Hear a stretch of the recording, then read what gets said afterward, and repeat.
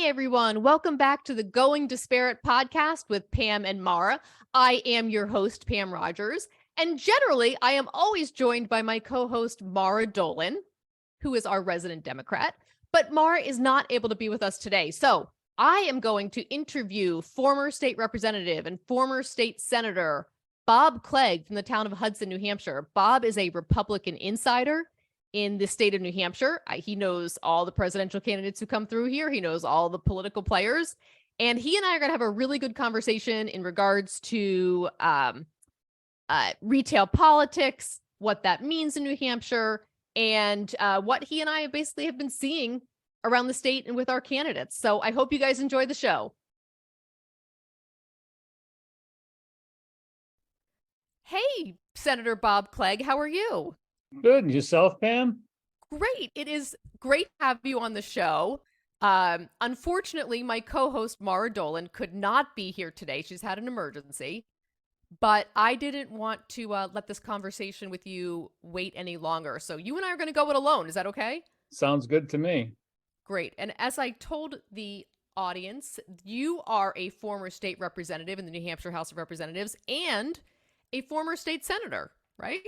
Correct. How long did you actually serve up at the State House?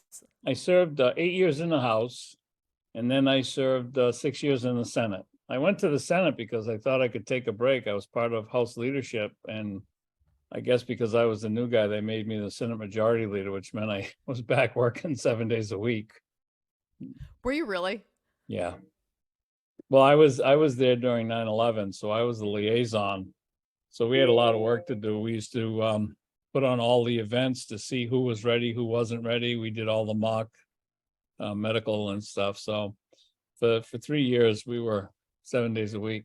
But That's incredible. I don't think people realize how hard the representatives and the senators work because, right, they obviously you don't get paid. You get paid $100 a year. But you 81 do have to after get elected. taxes. $81 $81 after taxes. That's right. And and you're up there 40 hours a week plus, and you're really dedicating yourself to the citizens of New Hampshire, basically. And most of us still work. I used to do my work at night, so you still have to earn a living, but I wouldn't change it because I don't want people up there because they want to earn a living like Massachusetts. Everybody who's up there is up there because they believe in the system. There's a few who would like to get 10 or 15 or 20,000, but most everybody believes that a volunteer is better. I do too. I know. Yeah, I do too. I know I served with you in the House during the 2001 and 2002 sessions. So I was up there with you for 2 years. And so that's how I basically got to know you. And I've run into you recently a lot at some, political meetings, correct? Yes, which is nice. It's nice that you still come out and you still participate. It really is. I know you've got a very busy schedule, so it's nice to see you come out. Yeah, no, it's great. It's people. actually, I'm sorry, go ahead. I was going to say, it's nice to kind of get back in and start seeing people again. And it's nice to like reconnect with people for sure. And there's a lot of new faces that I just don't know at all. But people such as yourself who have a history and understand what it takes to pass bills and make laws are the best judges on a lot of these candidates, and they have to look you in the eye, and they can't really lie to you because they know you know and you understand. So it does change the dynamics of the meetings when a number of you show up. Yeah, it's been great actually. So I've just so the audience knows, I've gone up to the New Hampshire Home Builders Association twice now in the past month, and I've seen and met Vice President Pence as well as Vivek Ramaswamy, and so I ran into you there. And those were great events because they were, first of all, so small and so intimate. All right. Everybody gets a chance to ask him a question. So, and as you could see, it was a pretty diverse. There were guys who had just come off a construction site, and there were guys that had just come out of their offices. So it's very difficult for anybody to put on any kind of persona that you would normally do in front of, say, a group of lawyers or a group of bankers.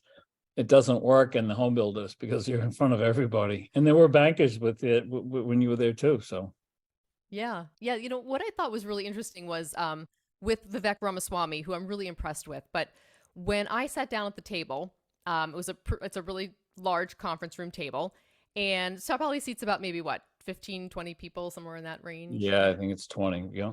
Yeah, 20. And so I was sitting directly across from Vivek, and I and this is before everyone, like before he started talking, I said to him, like, I was like, "Hi, how are you?" And he said, "Hi, how are you?" And I said, "Let me ask you something. Where are you from? What state are you from?" I really had no idea where he was from. And he was like, "I'm from Ohio." And he started explaining to me where he was from in Ohio and how he likes it and it's really pretty. And then we started talking about New Hampshire. And it was just like a really normal conversation that you would have with anyone in the universe, right? Just like super Yeah. normal. And that's what we call retail politics in New Hampshire. Isn't that right, Bob? It is. It's amazing. It's one-on-one. You shake his hand, you talk to him, you tell him what you like, what you don't like. And if you notice, they're not surrounded by security. You weren't searched before you came into the room. It was the same way with Pence, and Nikki's been up there as well. We've had Nikki in that same room, and none of them put on that "I'm better than you" attitude. They all accept that they're no better than us. I like to tell people, I've been in politics a long time, and I was with the Huckabee campaign when we were in Iowa. And I say the difference between Iowa and New Hampshire is in Iowa, they will listen to you politely and then stand up and tell you that they think you're wrong and walk out. In New Hampshire, we don't wait until you're done. If we think you're wrong, we throw a piece of cordwood at you, see if it'll help. We're a tough state. Yeah, for sure. And what people across the country may not understand is that, first of all, New Hampshire is really, really small. Like you can get from the seacoast up into the mountains in 2 hours. Right. And we are really lucky to have that opportunity to actually meet presidential candidates. And we had former Congressman Mike Rogers on the show a while back. And I told him the story about when I was I think I was around 15 years old. And my mom and I had walked out of the Rexall on Water Street in Exeter. And there was just a gentleman walking down the street with like a younger fella. And this gentleman had on like a bow tie. And he was like, "Hi, I'm running for president." And I just remember it was probably my first real memory of like actually meeting someone who was running for president. And it was Paul Simon from, I always forget what state he's from. Illinois, I think. I always want to say Minnesota, but I think it's Illinois. And he was a Democrat. And he was like, "Oh, I'm running, for president." And we chatted with him. And I just remember his bow tie, and he was so nice. And my mom and I walked away, and we were just like, "Oh my gosh, like that's incredible." But right, that's New Hampshire. That's actually what happens. I go all the way back to, there was a group of people around a gentleman in Nashua, and I asked somebody, "What's the big thing over there?" And he said, "Oh, just some peanut farmer from Georgia." And it turned out to be the future president. So That's so funny. That's the way we are. That really was a long time ago. That really is. You know what? I forget what year or what. It would have been the 90s, but I was in Exeter, which is where I'm from. And I'm driving down the street, like through Phillips Exeter Academy. And I wasn't really paying attention. And I sort of had to jam on my brakes really quick. And Brian Dennehy, the actor, who is also like a Republican, was walking across the street. And I almost ran over Brian Dennehy. That would have been awful. Awful. I love him. He was a great actor. He's great. They would have made a movie. Exactly. After I went to jail, it would have been a movie. It would have been great, Bob. I would have loved it. But yeah, so retail politics in New Hampshire is so great because you do get to meet the presidential candidates, and a lot of times you get to meet them more than once. So has that been your experience? Well, the saying here is you're not going to get anybody's vote until you shake their hand and talk to them at least 3 times. And I'm a firm believer that that's the actual truth. Yeah. And so from the inside, they work very hard to make sure that they get to the same place over and over and over again. And they find that the questions that were asked the first time, there's the same people are there, but they have follow-ups. So it's well worth their time. New Hampshire's small enough that they can do that, as you say. It's a 2-hour ride from one side to the other. So you can do it. But here in New Hampshire, people are very much engaged and they want to ask the questions. And they're tough questions. Nobody asks softballs. I'll tell you, the presidential candidates hate it when somebody thinks they're doing them a favor and throws them a softball. They don't want those. They want the tough questions right up front. They want to know what New Hampshire thinks. We're important. We're an important win. Yeah, for sure. We really are. I mean, Iowa obviously has the caucus, so we're considered the first primary state. How do you feel about the Democrats kind of skipping over us as first in the nation? Well, the Democrats thought they were going to just step over us, but even the Democrats, the solid Democrats in New Hampshire are saying you can't do that to New Hampshire. We are the first. We are the place where everybody gets a chance. Sending people to states like Georgia means they spend a lot more money too. New Hampshire is very inexpensive in a sense to campaign in. And you get to the bigger states, it's all about how many advertising dollars you are, how many times I can put your face up on television. You can ask people in New Hampshire if they've seen a certain political ad. Most of them will say no. Most of them turn, and I hope MUR is not listening. Most of them turn the television off or just walk away and make a sandwich, so to speak, when there's commercials. So they don't see him unless somebody like me says, hey, you're not going to believe what this one says. Then they go look, because now they want to know. But if you go to a bigger state, Nevada's another one. There's no way you can meet enough people to win an election without spending millions of dollars. And, they all hire those big firms. Some of them actually make movies themselves. So they create a new character that nobody knows. New Hampshire, I've met Mike Rogers too. It's amazing how everybody stops in. And Matt Mayberry. Yes. For 30 years, Matt Mayberry has taken anybody who wanted to think that they wanted to run for president, has chauffeured them around the state. So, and Matt doesn't have the big vehicles. Matt just takes them in his little cars, and they actually have to be just like us. Yeah. Matt, we had Matt on the show, and he is fantastic. I absolutely love him. I think he's an absolute treasure. I think he does so many good things for not only the political, but his community. He's so amazing. I encourage everyone to check out that episode if they haven't heard it yet. But yeah, it's a funny story, and I forget when this would have been, maybe like 10, 12 years ago. It was when Ted Cruz was thinking about running for president, and my friend was running an organization here in New Hampshire, and they were putting on, I think, like a debate or a talk, or maybe it was just going to be, it wasn't a debate. It was like just Ted Cruz was coming to speak at an event type of thing. And my friend said that he heard from Ted Cruz's people, and they said, okay, we're going to fly into Manchester, and then, where is the motorcade going to meet us, and how will the motorcade work to the event? And my friend was like, motorcade? What are you talking about? Like, we don't motorcade. Like someone, like someone like Matt Mayberry will come pick you up and we will drive you to the event. And the person was like, oh my God, like, this isn't Texas, right? I mean, this is right. Small town New Hampshire, really cute, quaint, adorable small town New Hampshire. That was the year he and his wife came to the Londonderry fishing game to shoot competitive shoot with us. So really, yeah. And see, there's another thing. We don't pamper them either. They don't eat lobster when they come here. Right. Unless they're paying. Right. Exactly. Absolutely. Absolutely. Let's talk a little bit about who you've met this season that's running for president. Who have you met? Well, like I said, I met Mike Rogers. We talked over the winter. I've been to a couple of Nikki's events. Of course, Mike Pence. Unfortunately, he's talked to me 3 times, so now he wants me to decide whether I like him or not. Ramaswamy. Yeah. And I'm trying to think. I know there's a couple of others. And we're trying to get Robert F. Kennedy up because we want to hear everybody's side. Yeah. Well, New Hampshire's the place, and we think that Robert F. Kennedy ought to have a chance to speak. Yeah, sure, absolutely. He's got an interesting voice for sure. Like I've seen him a couple of times on TV, and I think he's really interesting. What do you think about when we talk about retail politics and being in a room with someone? You and I have both been to a million events where you're in someone's living room, right? And and so it's like really intimate, and you get to meet all these great people. What do you think about President Trump, who does the big, huge, stadiums, and his approach versus the approach of everybody else here in New Hampshire? I understand why they only want to do giant events, but I also don't understand why he doesn't want to be who he says he is, which is a man of the people. You don't see him walking through the crowd, shaking hands like every other candidate does. And unfortunately, DeSantis, he's taking on the Trump-esque type of campaigning, isolate you, search your pockets.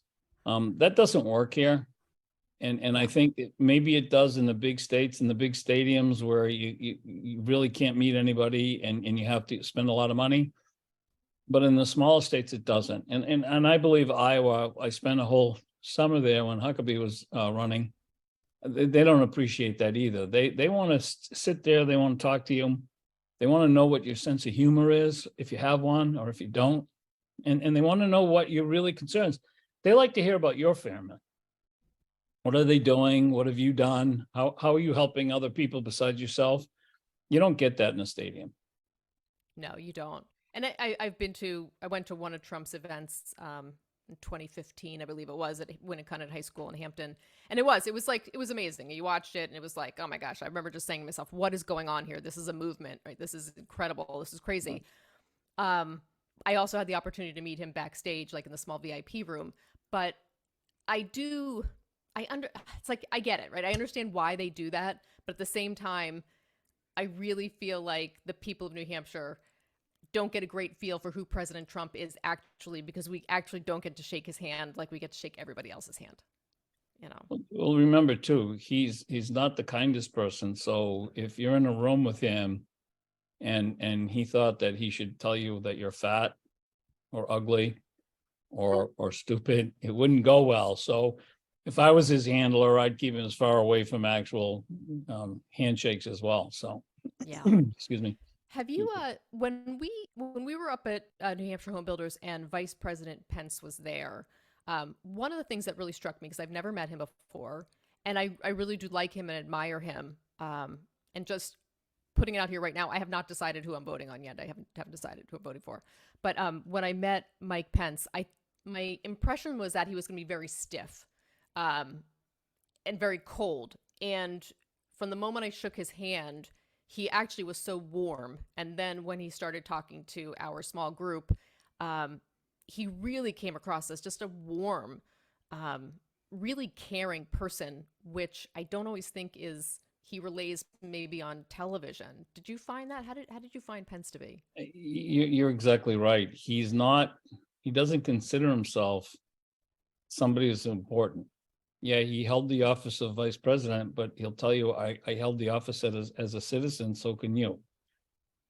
He's very easy to talk to. He'll talk to you one-on-one about the normal things that people with families and marriages talk about.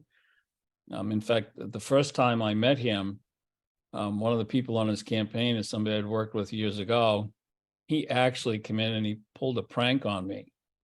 And I looked at him, I said, you got to be kidding me. And he just laughed and said, I got you. And then the other guy comes out. I mean, he had no idea whether I would accept it or not. He's a regular guy. He really is. Yeah. And I pulled a prank on him on the way out, but we'll leave that alone. Yeah, he's great, right? He was just so great. I really enjoyed meeting with him, and I'm hoping to get him on the podcast. We're working on that right now. And it'd be like a real honor to have him.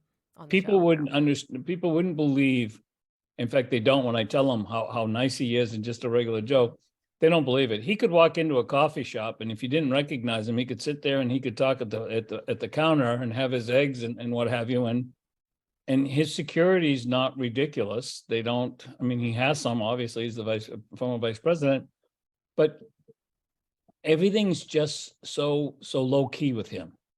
He doesn't travel with a lot of people. I shouldn't say that, but he doesn't travel with a lot of people, and he doesn't expect you to treat him differently.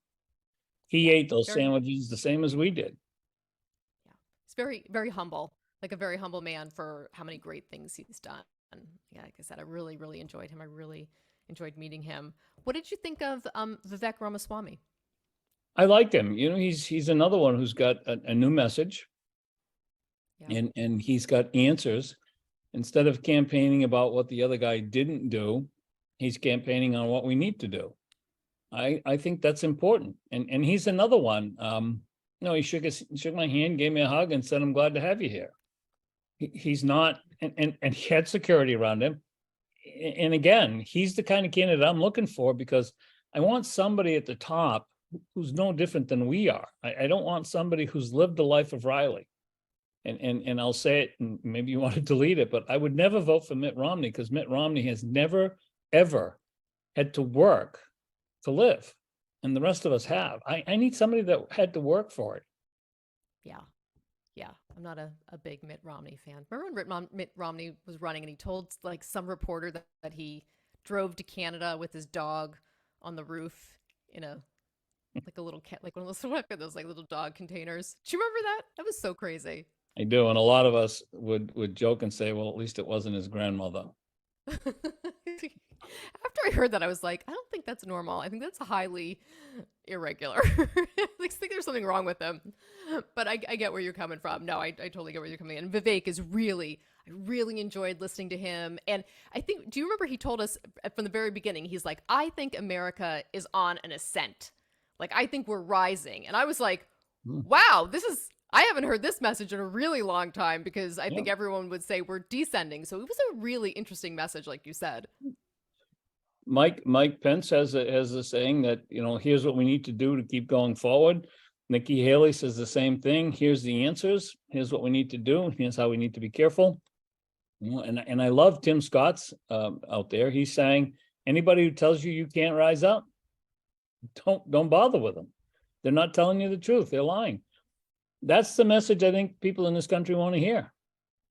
Right? Exactly. You want to hear the message that there's like some hope. There's something to work towards. Yeah. I mean, if you don't work towards anything every day, life gets boring and you really got nothing going on. So Tim Scott's message is incredible. I have not met him yet, and I'm really looking forward to seeing him somewhere at some point in time. Me too. One of the things that I think people are fed up with is everybody wants to be the victim because there's some cash payment at the end. And all the good candidates are now saying the cash is done. Let's all go back to work. There's plenty of jobs we need to fill.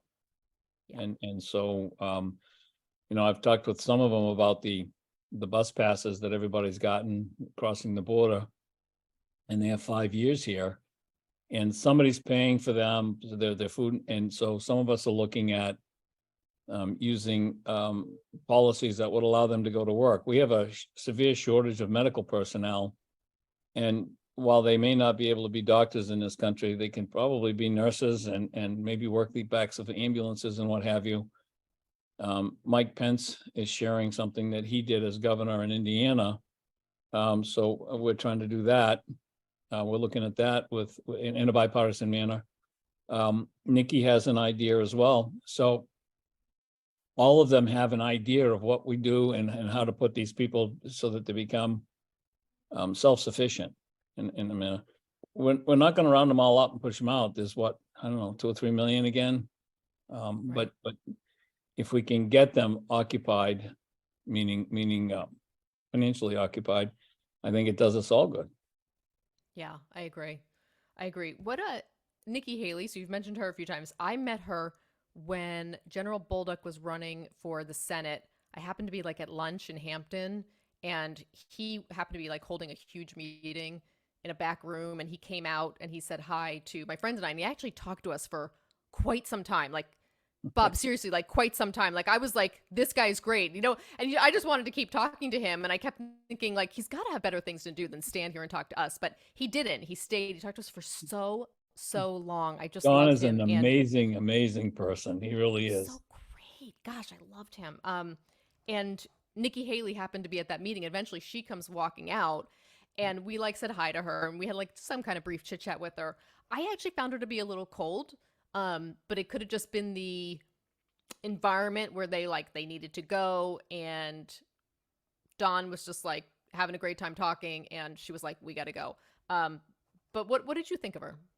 I found her a little stiff, but not cold. But I also know that the schedules some of them take at the end of their schedules, I'm surprised they're standing up because they're pushed to the limit. So, but she's hard, but she also was an ambassador.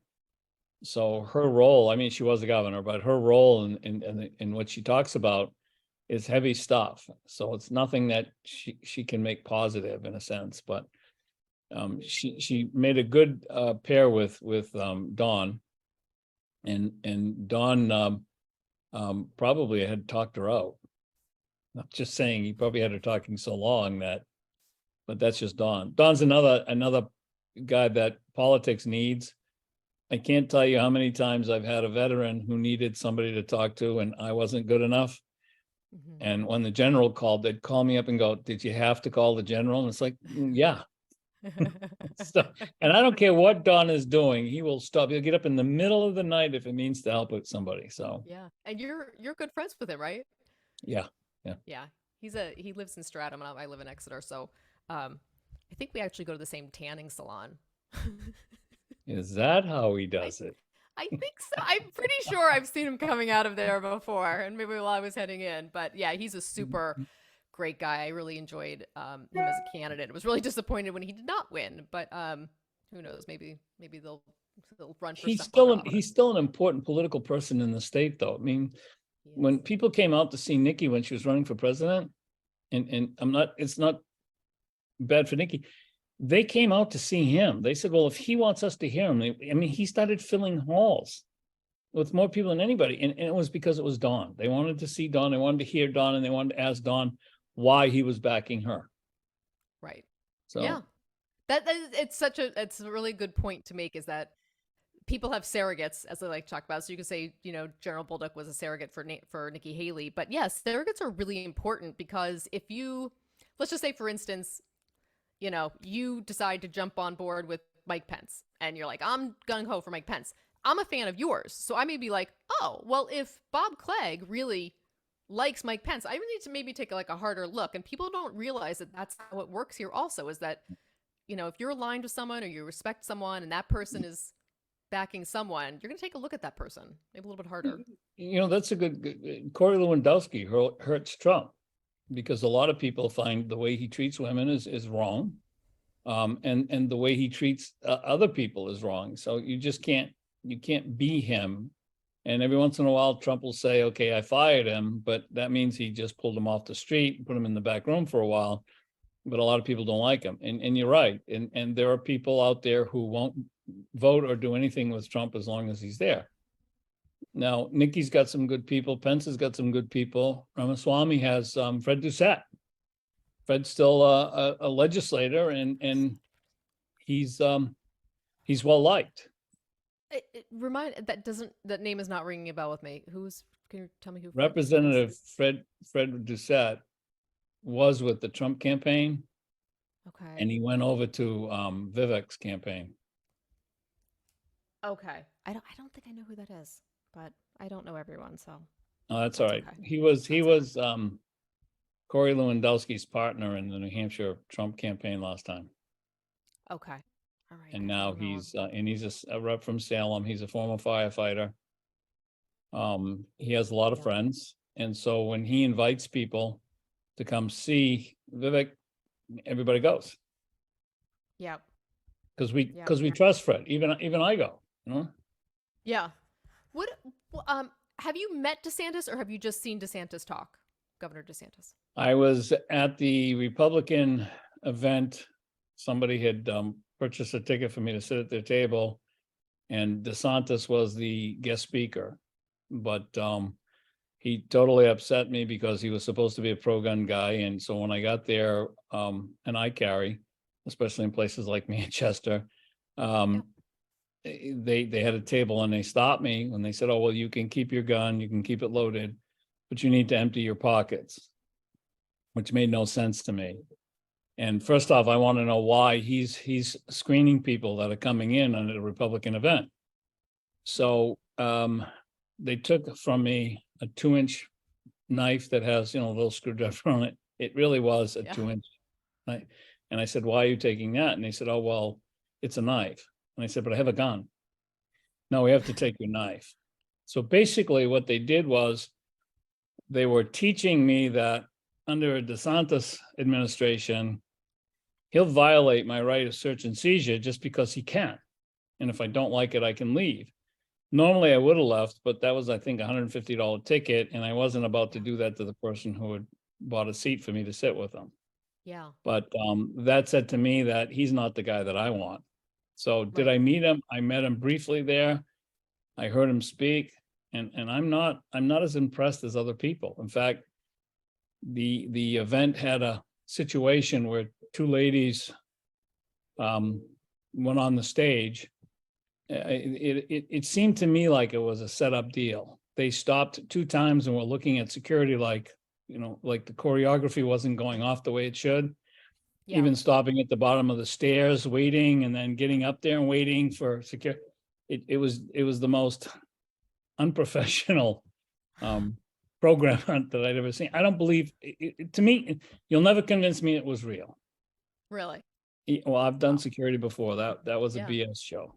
And Yeah. so if you got to do that and you need my little pocket knife, you're not the guy you claim to be. Right. So he's not Trump's replacement as far as I'm concerned, because Trump wouldn't do that. Yeah. And I have friends in good Republicans in Florida who tell me he's not who the world thinks he is. Interesting. But I really want to meet him. I don't know if he has any plans to go to New Hampshire Home Builders, but I did tell Matt Mayberry, I said, if he goes, please save me a seat, please. I want to see him. I want to meet him.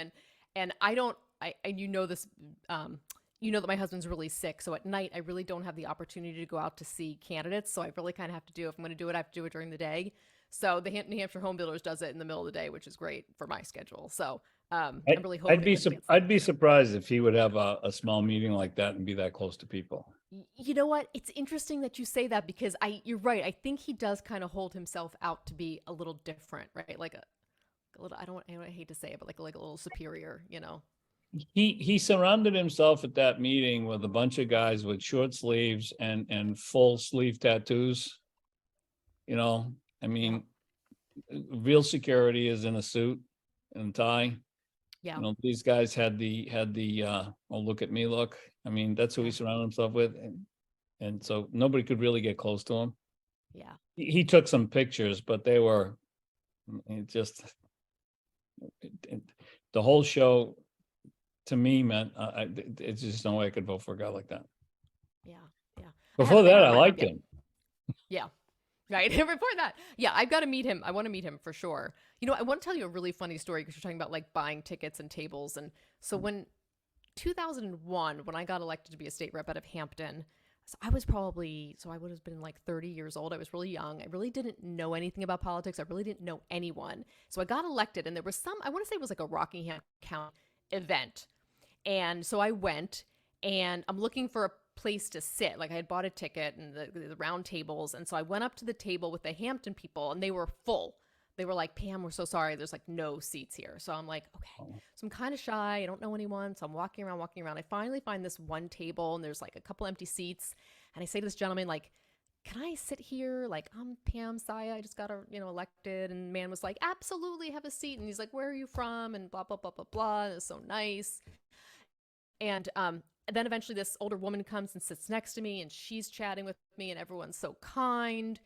And it turns out that I was sitting at Senator Arthur Clem's table, and Arthur was the one who was like, sure, sit with us. And he's at the time the Senate president. And then Dinah Sitek is the woman who comes and sits next to me, and she is the former House Speaker, the first woman Speaker of the House. And so she's sitting next to me, and they could not have been any kinder to someone who was just like this novice, clueless young woman who had no idea what was going on. And I always joke, I haven't seen Senator Clem in a really long time, but whenever we see each other, I'm always like, do you remember that? Do you remember when you were so kind to me? This is so nice. They're such good people. But see, that's really politics in New Hampshire. When people say, Jesus, 424 of you up there, how do you get along? I said, it's like a big family. You can argue, but you have to get along, whether you like it or not. So you live together. And it doesn't surprise me with that or with Donna, because that's just the way they were. Yeah. So that was a great president. Yeah, they're great people. Yeah. But you're right. That is like really indicative of politics in New Hampshire, right? Like no one's really, if you have a big ego, you're probably not going to last long. Everybody wants the Republicans and the Democrats to not talk to each other. But this last budget shows you that when the numbers are close and you don't have a choice, it works much better. And when I first started, that's the way it was through most of the years I was there. You had friends on both sides of the aisle. I know when I was in the House, we used to joke that I was on 2 committees, and one of them was election law, and we would separate the bills with what needed to be done, and then we'd make a pile for each one of the parties. We did what needed to be done first, and then we would do what was for the parties. And being the ranking Republican, I was able to, during a discussion, put myself last. And so the Democrats got up and jokingly said all kinds of disparaging things about me, and people kept coming up, aren't you going to get up? I go, yeah, just wait. And it was kind of a joke. So when they were done, I got up and said, well, what the Democrats just said about me is true, but please vote with me. And we had the majority anyway. So, I mean, those are the kind of things we did. Yeah. And it was fun.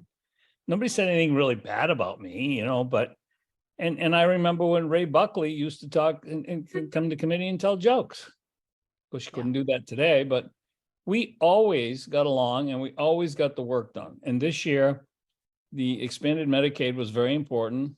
Expanded Medicaid isn't free. You have to pay for it.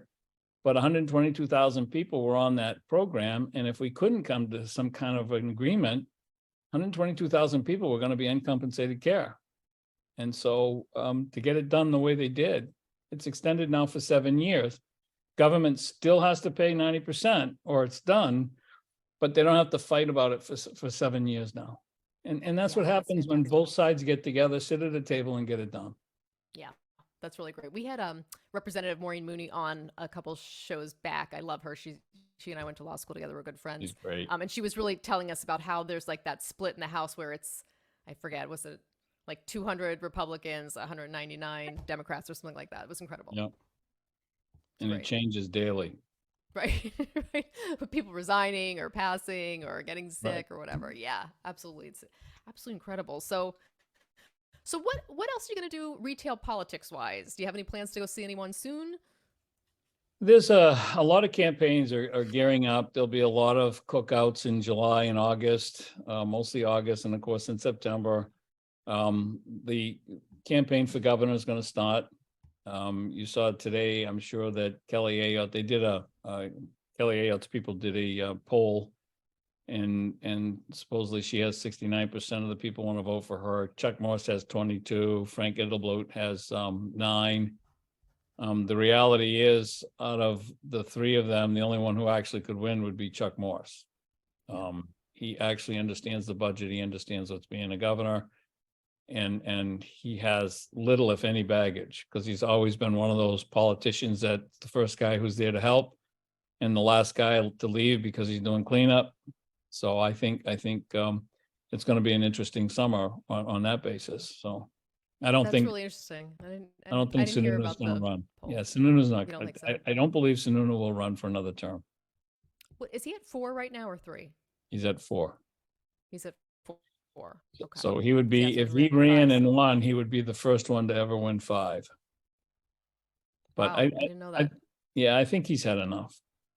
It's not an easy job. No, I could not imagine. I'm sure it's a lot. I'm surprised that Kelly Ayotte's thinking about it. I don't know. I kind of feel like she's sort of out of the news. I don't really hear or see her anymore. I don't really think about her. Interesting. She's been secretly campaigning for 6 months. Very quietly going to all these events, telling everybody she's going to go. Yeah. So. Okay. All right. But she's the one that used to sit behind me in the house. Yeah. Kelly was the one who wanted to put gun owners on a no-fly list if we didn't register our weapons. So she's got about as much chance as I do of being governor. Yeah, I don't think that would be a vote I'd be casting. No. That's my personal preference, Right. That's my personal preference. What about guys like Doug Burgum and Francis Suarez getting into the race? What do you think about that? I think Doug Burgum's got a good commercial, but his state's not like ours. In fact, I don't know what his state is like. It's kind of it's different. It's large, it's cold, but I don't think his message is going to hit well here. I'm glad he's here. I want to hear him. Yeah. If he comes out and starts holding events, I'll go listen and probably ask questions. But I think they're going to have a hard time getting started. Yeah, it always makes me wonder why someone like that jumps in. And obviously they have every right to. I'm not saying that they don't have any right to, but it's like you're a governor of a really small state. No one really knows who you are. I actually heard, I was listening to Glenn Beck one day and they were like, oh, Doug Burgum got in the race. And it was like crickets. I think, it was kind of a joke on the show. Like no one knows who he is. It just is an interesting choice. But I mean, hey, what the hell? That's our system. You can run if you want to. He turned his state around, which is a great way to start talking on the presidential campaign, but nobody knows about it because the news isn't the same as it was 20 years ago or 10 years ago. So nothing he did made it out of the state. Yeah. Chris Sununu would have a hard time running for president, except that he made it a point to go out there and become famous, at the dinner, saying things about Trump and then going on. I mean, how many people would have expected our Chris Sununu to go on The View? Right. I mean, talk about wanting to get massacred, but he did it. And but not many people want to do that. I don't see Doug doing that. But that's how you get your name out, and that's how you get people from different fields to see you. Yeah. So the one I'm looking for closely is, as I said, Tim Scott. I think that his message alone is going to make him, at least somebody's going to want to partner up with him, and that'll be interesting when we see that. That'll be really interesting to see that. I have to admit, right now, I'm leaning towards Mike Pence and Vivek Ramaswamy. That's where I'm leaning. I haven't made a decision because I haven't met anyone else yet. I want to meet Tim Scott. I want to meet Ron DeSantis. Chris Christie, I think his time has passed. Like, I feel like 2012, that was his time. Chris is another friend, and I haven't talked to him. He hasn't called me on this campaign, but I believe his job is to unveil all the problems with Trump. I think that's what, and it takes somebody like Chris, because Chris's ability is the same as Donald. They'll call each other names all day long, but that's the way they grew up. New York, New Jersey is not much difference. So, and I think he's passionate about the country. Chris is, and I think he's going to dive in to make sure that whoever wins is the guy he thinks is going to actually do the best for the country. Yeah. I saw, I want to say maybe half of Chris Christie's CNN town hall last week, I think it was. I watched about half of it, maybe half an hour of it. And it was really interesting. I wish I had heard more about like his ideas, but you're right. I feel like he is in that race just to tear Trump down, which is fine if that's your job. But I just was like, well, are you really serious about you wanting to be president? Like, what are your ideas? And I didn't hear a lot of that, but I do like him. I think he's funny. But you and I did the same thing. You got bored after a while because, he's not giving me anything new. I already know everything he's going to say. So, and I expect there'll be others that'll jump in and attempt to get some points by saying some things. But in all the years I've been around, and I've been to all the big events in and out of state, I find that 99% of them are real people. Chris is real. When he was governor, we talked to him about some gun legislation down there. We had a Marine who had been arrested, and that's how we became friends. In fact, Chris came up here, and I met him in the hotel where the ball field is, and he said something to me, and I asked him a question, and his jaw dropped. He asked me a question, I gave him an answer, and his jaw dropped. And I looked at his people. I said, "Didn't you warn him that I'm blunt?" And they said, "No." I said, "Your fault, not mine." And Chris asked me afterwards, he says, "I need somebody like you on my campaign." I said, "No, you don't." So, but that's how we became friends, because he likes people to tell him the way it is, not the way you think he wants to hear it. Right. So it was a good lesson to his guys. But there's another example of somebody coming up last time he ran for president, talking to the little people. So, and it's one-on-one, and there's no hold bars. There's no guy standing there with a gun or a badge or anything else. It's you and him. Right. So. Yeah. I think I met Chris, I want to say around that 2012 time period. It was somewhere around there. He was up in New Hampshire. I think he was doing an event for Ovid LaMontagne, who was, I don't know if Ovid was running for Senate or governor. I don't remember, but it was for Ovid. And I went to like a really small event, Bedford Village Inn. and I got to meet Chris. So I was born in New Jersey and lived there till I was young, and then we moved to New Hampshire. And so when I met Chris, I was like, hey, I was born in New Jersey and I lived there. And he was like, what town? And I'm like, it's a really small town, like really small. I highly doubt you know it. And he's like, I'm pretty sure I would know it. I'm the current governor of New Jersey. And I was like, yeah, that's actually probably really stupid to say. So I told him the town. He's like, of course I know it. And yes, of course it's really small. But he was really funny. Like we got a big kick out of it. He was a good guy. But I enjoyed meeting him back then, hearing what he has to say. And I think he's a really smart guy. I think he's a really smart guy. Absolutely, he is. Yeah. Over the years, we've met a lot of people. I remember when Bob Dole was running for president, and Elizabeth was with him, and there were so many of us that were trying to find a way to tell Bob to let Elizabeth run, because she really was the brains behind the curtain. Yeah. But the older population wasn't ready for a female yet. But there's a good example of when people come into New Hampshire, what happens, because people are really trying to swap that one around. Yeah, for sure. Yeah, New Hampshire is such a special state. And I think I've said this before in the podcast. I hate even like bragging about it, because I don't want any more people moving here, right? I just want to keep it the way it is. Please don't move here. We're good. But you know what I mean? It's just a great way to live life. And the state has so much to offer, and the people are so amazing, and the quality of life here is just incredible. Well, and the further north they go too, there's still that old time family up that lives above Concord. Yeah. And when you get into the North Country, life is different. They live life different. They live life slower. They live life to enjoy it. It's not a rat race. And I'll tell you, when politicians get up there and try to play their city stuff, it just stops. It's like they hit a brick wall. So a lot of times we have to explain to them, these people are basically honest, and don't slip, because if you do, they're going to catch it. So just tell them the truth. If you don't like bagels, say I don't like bagels. And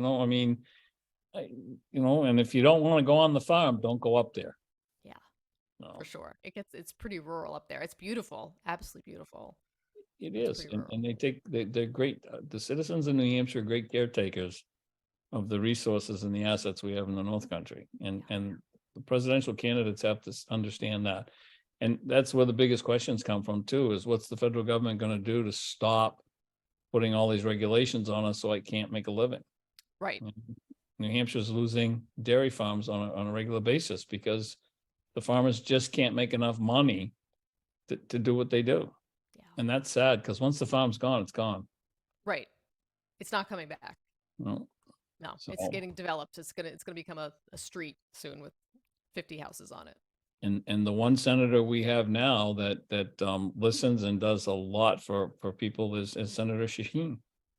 Oh, there's another example of bipartisanship. She was governor when I was, I think I was the majority leader, but she'll still take my phone call. And I said to her one day, I don't vote for you. And she goes, Bob, I know you don't vote for me, but what do you want?